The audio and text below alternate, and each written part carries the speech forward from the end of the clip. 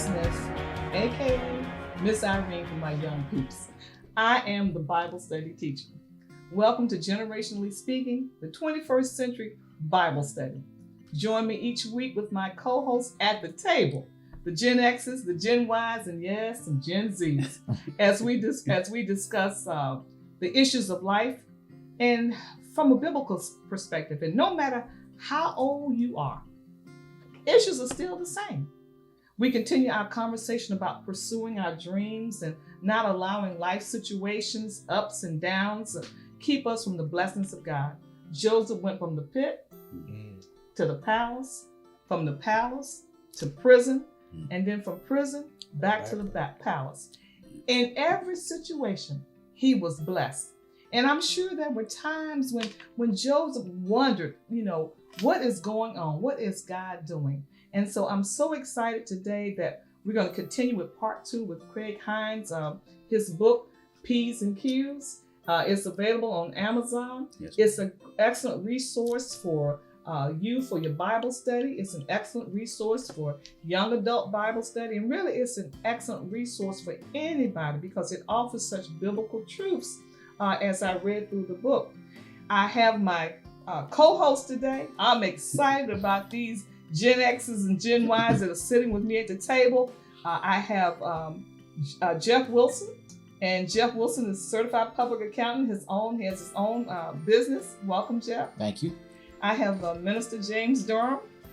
Good to see you. Thank you. All right. Good to see you. I have Eric Smith, an entrepreneur, a partner with his tech company. Welcome, Eric. Thank you. All right. And so we're going to jump right in. Craig, I looked at your book and I noticed your book had 4 sections. Yes. And the 4 sections was fall, winter, spring, and summer.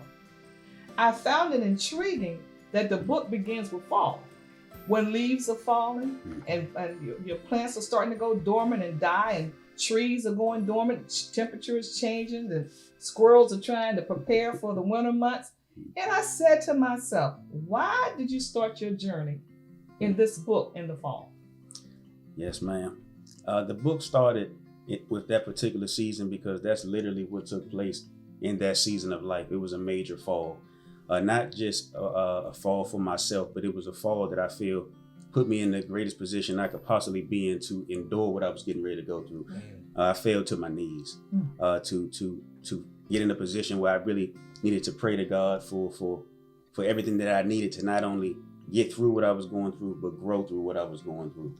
So the fall, it started there with the grieving, and to get through the passing of my grandfather in its immediate time. But things progressed forward. But that was definitely the starting point. Okay. So on page 10, you said the journey, this life journey requires faith, discipline, knowledge, wisdom, and patience, and so many other qualities that are developed over time. Now, you're pretty young. So tell me a little bit about how did you become so versed in understanding life? Because some people, it takes them a little bit longer before they understand that. Yes, ma'am. No credit to myself. The grace of God, truthfully, and my family. Being in the right environments in my life has really put me in fruitful places. I've been in fertile places to be able to be told certain things, to show that what was being told to me was being taught to me through love. And all I had to do was believe in it and stand on it, even when it didn't produce something immediately. I knew that patience, it paid off. I knew that doing right meant the most. I knew that not only was that being taught to me from my family, but that was exactly what Jesus demonstrated with his life. So if it matched that, I sure enough could hold on to it. All right. And fellas, you all can jump in anytime you like. One more question.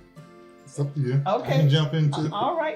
Just one more question. It says, you wrote, informing is not limited to just words, but more so in a person's actions. Informing. Yes, ma'am. Your words, I believe that you can make certain statements, of course, and words are extremely powerful, but I think they're emphasized and maximized when the action follows behind them. You can learn a lot about an individual just from observing. I think the greatest form of one of the greatest qualities of leadership is first finding out how to follow. and who to follow. And when you find out how to do that, you're trusting that person's actions because their actions really are demonstrating what they're speaking. So I believe that if you're going to inform certain people, even be informed, you not only have to listen, but you have to pay attention. Okay. So I'm gonna hop around in the book a little bit, Yes, right? And you know, there was one thing that as I was reading the book, it kind of touched me in a way, and I think that it is very applicable to the generation spread around this table, and for people that look like us. Yes, sir. Right. But towards the end of the book, you talk about a run-in with police. Right. Yes. And right now, we're in an era where police brutality has become a norm. Right. Yes. You see things in social media that has become normal for us. Maybe we're desensitized, maybe we're not. Sure. But I just want you to kind of talk about that incident, that story that's in the book, and how you made it, how you felt as you, whether you heard it, whether you went through it, you know, kind of how you felt and how it impacted you. Absolutely. That was in April 2015. A group, myself and some of my closest buddies, we were going to a Wale concert on 8th Street. He had a free concert that was outside.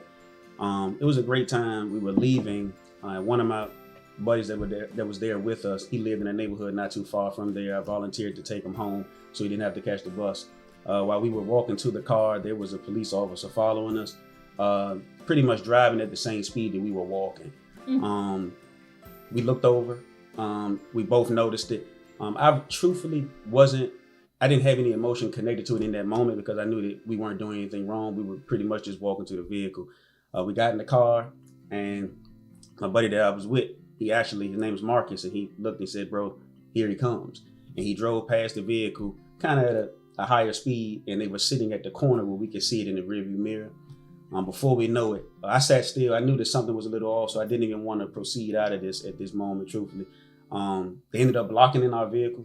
It was about, if I'm not mistaken, it was 6 officers total, 4 cars, blocked us in. It was physical. It got a little physical, not on my end, but they enforced themselves, and it took us to a place really where we didn't know what was going on. It was out of the ordinary. It was clearly wrong. But at this point, truthfully, like you said, with the narrative that's been circulating so much, whether we've been desensitized or not, I didn't even care about being right or arguing in this point.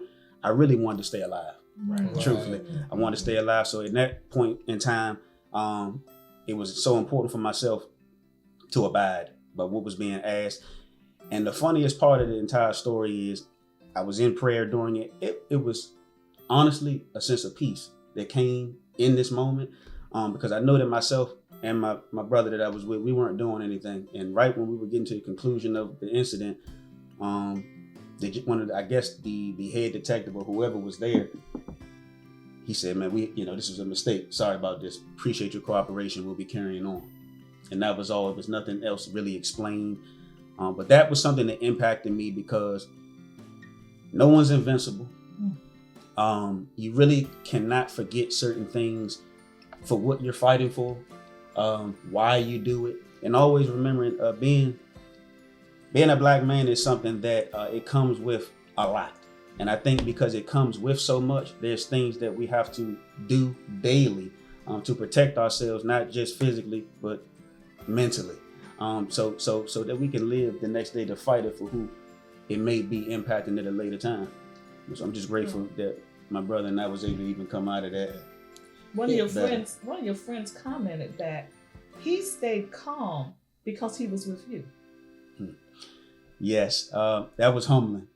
We chat. We didn't, even when that was over, we didn't pull off immediately. We kind of just sat there and gotta have a recap of yes, which is what just happened. That was, it was guns poured out and everything. So that wasn't nothing that I was ever used to. Right. And we just chatted about it, and we really we were thankful. And he said, if I was anywhere else, I think I might have reacted to this in a certain way. But because, I was with you, Ro, I didn't, I knew what needed to be done. Yeah, so. I would ask you to say even a little more. I know you said prayer. You were praying in the midst of it, of how you were able to stay calm in that situation. Because it's a sad commentary that as black men coming up, being young black men coming up, that we're told in situations like that, your behave in such a way that you can stay alive. Right. I was in a similar situation. Too many of us have that experience. We was pulled over in the rain for no reason. I was coming from Howard University, me and my friend, on my way home, and we got pulled over in the rain, and I didn't know any better. They was like, we want to search your car. So, like, I don't have anything to hide, so I just got out. But they pulled us, it was pouring down rain. Of course, they was rough with us, rude, what have you, had us sitting on the curb just for a long time. They going through the car. They knew they were just messing with us. Yeah. So, but in that moment, I was so heated. But my boy kept me calm. At that time, I didn't have a faith where I was praying or what have you. So say a little more about what kept you grounded, that you were able to maintain your composure so that those who are watching, they can share with the other young black men that they know. Absolutely. Growing up with an incarcerated dad, something my dad told me when I was younger was this: if you haven't done anything, you don't have anything to worry about. And that stuck with me even with him. That came from a powerful place because he's stating this from prison. And I knew that we didn't do anything wrong. And I was upset. I was hurt. I was scared. And I was experiencing every emotion that I believe is naturally going to come from something like that. And it was only my foundation of faith that even allowed me to push to the limit the natural things that I needed to do, as far as keeping your composure, knowing that I don't want to go to jail. Right? I don't, Lord knows I don't want to die yet. And with, I think Freddie Gray's incident, if I'm not mistaken, was right around that time. And, the similarity, if I'm not mistaken, it was 6 people with him in the van, and there was that many officers out there. And I was just, just reflecting on it honestly and saying, if we make it out of this is going to be used for something greater. We'll be able to talk about this, testify about this, and build on this to see that, it's unfair things done like this every single day. And some result in fatality, some result in incarceration. But if you was able to be graced to get out of this, let's do something with this to not only keep yourself free, but free others that may be struggling in some capacity. All right. In chapter 2, The Winter, Painful and Personal, you said on page 39, the things that are detrimental to your development and destiny are things you must be willing to cut off. Did you have to cut some people off? I think at some point in everybody's life, you come to a point where you have to make hard decisions. What the story that particular passage reminded me of was Abraham and the instruction of him having to physically do something to himself, very painful, that was in alignment with God's instruction. So I think in order to maximize obedience, it's going to sometimes come with inconvenience, whether it's going to be inconveniencing you or inconveniencing people. But your strongest allegiance has to be to Him, and that's something that my story has and life has taught me. Whether it was hard to comprehend, because it's not just people. Sometimes it's places, it's certain patterns. It's a number of different things. Even your own thoughts. Sometimes it's a lot of things you got to cut off, not just in the physical, but in every realm. Honestly. So Jeff, hearing that. And your development, are there things or people or thoughts that were detrimental to where you were trying to go that you had to let go, and how easy or how difficult was that? Oh, definitely. I think I think along the journey of life, both spiritually, work, and personal, there are going to be different phases of that where you kind of see your roadblock. And it's sometimes that roadblock it tastes real good. It's like good coffee, and you still got to give it up, right? So you're gonna those things always happen, and how you do that, I think, is really having a lot of faith to do it, because most of those things are things you really, for some reason, you're connected to in some way, and being able to get away from those things in order to see your vision. I think you had to be really, for me, it was really being dedicated to my vision, and being dedicated to your vision and what you believe, or at least what I believe to be my own calling, trumped everything else. And that is a very hard thing to do, because that may be giving up people, that may be giving up food, that may be giving up a lot of things that you may enjoy. But if you answer to a higher calling and you truly believe this is your calling, then they have to go. And it's just a way of how you do that. And this trial and tribulation kind of period when you're trying to get rid of those things, those distractions, Right. and kind of figure out, okay, how dedicated are you to the mission? And that's what you really started having to ask yourself and say, what's more important? As you said, Abraham, I'm kind of more of Daniel in the lion's den and saying, where's your faith at? Because the lion is here. And what do you want to do? And so I find myself over a period of time saying, how dedicated, asking myself, really, do I want to do this anymore? Or do I, and really trying to beat that? So I've had the pleasure of knowing Jeff for some time now, right? Go back. Some work. And I know throughout the different segments of the show, we've heard Mr. Durham's story, we've heard Craig's story, and I'm sure at some point we'll hear Jeff's story. But just knowing Jeff, I want him to kind of talk about frenemies. Frenemies. Yeah. And how throughout the evolution of life and as you grow, sometimes you have to cut back or reevaluate some of the people that you're around. Yeah, I mean, that's a very interesting one. I don't know what context you're coming from there, but I'll tell you what I've learned over a period of time, right? From personal relationships I've had that they went bad for whatever reason, even personal business relationships, and business relationships were a little different. Like sometimes we have a client. You have a client and it just doesn't fit anymore. The relationship doesn't work. It's not, maybe sometimes when it's a breakup, it gets argumentative, right? And you're like, hey, you didn't do this and you didn't do this, but you kind of realize it's not never personal. It's just you kind of outgrow the relationship. So it's always cordial. Like I seen a client the other day that I had when I first started, right? And we were working with them, but it didn't end so well at the end, right? We loved each other in the beginning. It's kind of like dating. And then in the end, we're like, you know what? This is breakup time.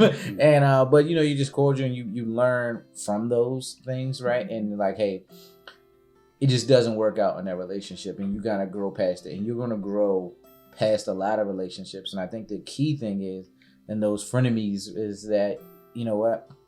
It didn't work out, but it's nothing, you had to kind of go into Christianity and say, I don't hate you because this thing didn't work out, right? And that's where you find a lot of people, you grow past it. It's not a breakup where we hate each other. It's just growth, the process, life. Yeah. Life moves us forward, whether we want to or not, and that's okay. And I've learned to kind of just be okay with that. Like if I may have a disagreement with that person, I don't hate them. I may not like everything they do or say, but I've learned to kind of move past them and not. Now I'm king of not burning bridges, so I am really one I may have hit it with an axe, but I may have to walk over it again so I don't burn it down, right? I'm like, all right, I don't like them, but I may need them later on. But but I've learned over a period of time it's not hatred, right? It's not hatred when you outgrow a relationship or a relationship stops. It shouldn't be that. It's just that we don't disagree. We don't agree, and this isn't a good fit for us. And instead of we have, and unfortunately, even in our community, when we have a disagreement, I hate you. You got to die. No, you ain't got to die. You get to live tomorrow. It's okay. We just don't work. That's fine. And that happens a lot in business, and and that happens a lot in personal relationships. And I've just learned to kind of hey, that didn't work for us anymore. And so Mr. Durham in the church. Yeah, I was just going to say every person comes into our lives is not meant to be our friends forever, or we're not meant to be in relationships forever. Yeah. So a very important skill for us all to have in terms of establishing and maintaining healthy relationships is also knowing how to skillfully and in a good way exit relationships, exit bad relationships, exit relationships that have come to the end of its season. So that's just a skill that we need to make sure that we pick up.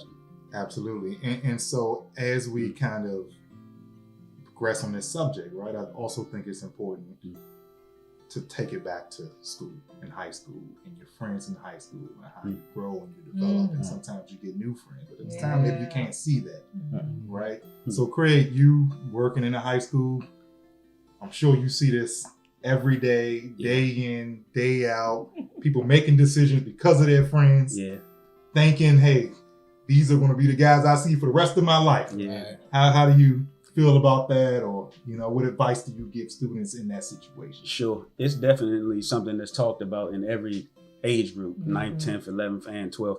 It's over the course of the time, the friend groups change. And I think sometimes they feel guilty about it, or they feel sad about it, or they can somehow feel like, oh, I'm not loyal, or I'm not being this type of friend. But they learn.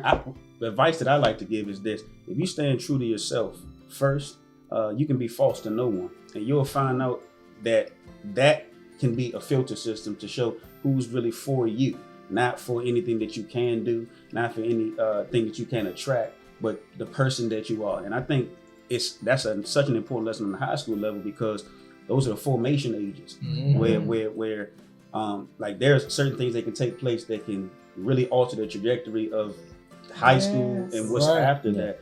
And I take it as something special every opportunity I get, to not just teach what's tied into our curriculum, but stuff like that, because relationships are so important. Your environment, who you're around, and I think that can really maximize potential or minimize. And I thank you for teaching that skill at a high school level, because relationships, particularly romantic relationships, it would be so much better if we started being honest from the beginning. Because if you're honest, you don't have to keep up this facade, this lie, and then maybe 5 years into the relationships, 5 years into the marriage, you're like, well, who is this person? This is not who I decided to be with. So it's good to learn. Be yourself and let people accept you for who you are. It's going to make it easy on yourself. Yeah. I just talked to a couple just the other day, and a young man, they've been married now for about 8 years. And he said, in the course of our counseling, he said, I determined it was time for me to be authentic. 8 years into the marriage, he said, it's time for me to be authentic. I've just been going along and agreeing to things, even though it's a rough life. I didn't like it, but I thought, this would make, things better, happy. And he said, I got to a point, I'm tired. And he said, I want to be authentic. So when did you find your authenticity? Wow. Wow. That's a great question. Well, I don't know if I can particularly pinpoint a time. I think that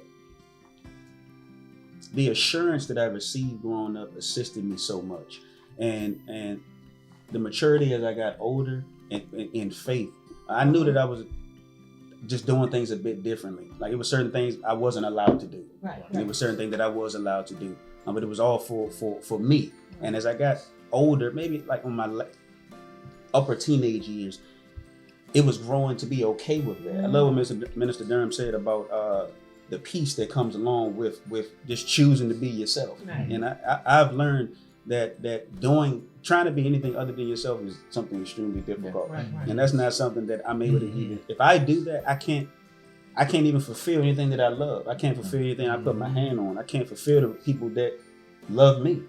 So it was definitely, my grandfather's death was just such a pivotal time in my life. But even when he passed, that was my senior year of college. And I think that was when something really shifted for me. That was really a defining moment in my life that really helped me look forward, but even with the more enhanced focus, a clearer view, to unapologetically be exactly who God created you to be. And if you don't live authentically, it breeds bitterness and resentment in yourself. So have you always been and other authentic? people too. No, I don't think. For me, no. I don't think most of us come up authentic. We come up trying to be whatever that community we grew up in lifted up, and so. But at some point, it hits you. And well, it doesn't hit everyone. So those who are open to receive wisdom and learn life lessons from your life and from other lives, it hits you that. And plus, it just hits you. Sometimes you say, I'm just tired of this facade. I'm tired of having to put on this mask when I walk out of the door. And you just say, I'm just going to be me. And people are going to either love me or they're not. And I'm just going to accept those who love me and those who not. Okay, have your way. Have fun. Be on your way. So, but if I can, I want to switch gears. I want to ask a question or have you to elaborate for the audience. Something you mentioned in the book that I love. You said no one relationship with God is the same. So never be afraid to exercise originality and creativity. And then you later on said faith requires imagination. We all have a unique relationship with God, but I would love for you to expand upon that. Yes, sir. I feel that faith requires imagination. And I say that for this reason. There are things that I can literally close my eyes on, like shut my physical eyes, but still see. So that means if I'm seeing that from a place that's within. And that if I'm seeing it from within, that means somebody beside me or across from me is seeing it differently. And that doesn't mean that's wrong. That just means that God is showing it to you the way He assigned it to show it to you. You spend time with God and He speaks to you differently. It isn't no one's going to read the same passage of scripture and receive it the same way. No, you and I can listen to a talk show or a lecture, and because of our experiences, my perspective is going to transform us in a different way. And I think that's the beauty of it, because when I share perspective and you share perspective, it can enhance the one you already have. It doesn't necessarily have to be, let me change your mind. No, I'm hearing it out and I'm applying it to the truth, and that makes yours stronger. So I don't think that has to be like something we subject ourselves to in relation to, I got to be in exact agreement with this. Prayer is personal. I think your relationship with God is something extremely personal, it's intimate. And I think that, it may not be for everybody to always understand. And it's not your job to make somebody comprehend or understand exactly what's going on with you and him. All right. Well, Craig, I want to, first of all, thank you so much for agreeing to come and be a part of this. There's so much more in this book to unpack. When you talk about your dad and your grandfather and your stepfather, the respect that you have for your stepfather, how he actually took you to the prison to visit your dad, and you said, for that, I will always be indebted to this man. And not every stepfather steps up like that, and not every father, can receive what he did for you. And so I'm thankful for that. I want to leave our listening audience with Philippians 4, 6, and 7. It says, do not be anxious about anything, but in everything, by prayer and supplication, with thanksgiving, let your requests be made known to God.